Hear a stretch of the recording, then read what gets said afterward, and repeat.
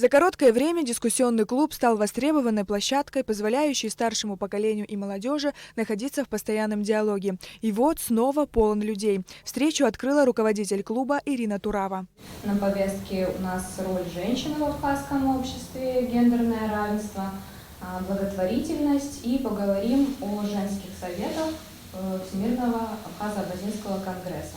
Руководитель женских советов Всемирного Абхазо-Абазинского конгресса Гета Ардзенба стала третьим гостем дискуссионного клуба ВАК. Она рассказала о целях и задачах, которые стоят перед возглавляемой ею организацией. На момент постановки для себя задачи мы поняли, что самое важное — найти тех женщин не только в районах, городах, но самое главное в селах, которые, возможно, хотят быть частью активного социального движения. Сейчас перед нами стоит задача открытия местных советов по всей стране. По идее, они должны быть разделены точно так же на молодежные советы и женские советы. В следующем году женским советам предстоит немало работы. В День защиты детей и государственного флага Абхазии, а также в День памяти жертв Кавказской войны будут организованы мероприятия. Кроме того, планируется проведение второго фестиваля Абаза. Гета Ардзенба сообщила и о том, что будет проведен конкурс, который объединит молодых художников, иллюстраторов, а также начинающих архитекторов. Речь идет о создании огромного панно, своего рода современного памятника. Идея принадлежит Кану Валерьяновичу Тане. Та мысль, та идея, которую мы попросили реализовать в рамках конкурсной программы, это при помощи некого символического рисунка, который будет нанесен на здание девятиэтажное жилое на пересечении улиц Лакоба и Воронова.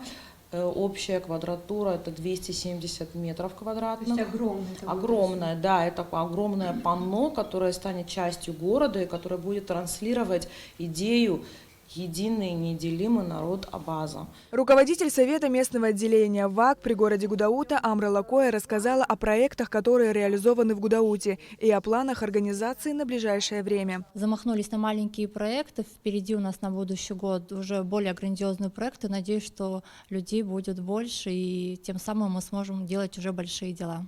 Первый наш проект это был, мы поставили 3 воркаута в городе, это спортивные турники. Второй проект мы поставили 15 урн в центре города. Третий проект мы провели холодную горячую воду по просьбе администрации 5-й школы, которой у них не было на протяжении 15 лет. И наш 4-й проект, который будет тоже завершен в предновогодние дни, это мы везем 30 детишек в театр абсолютно бесплатно.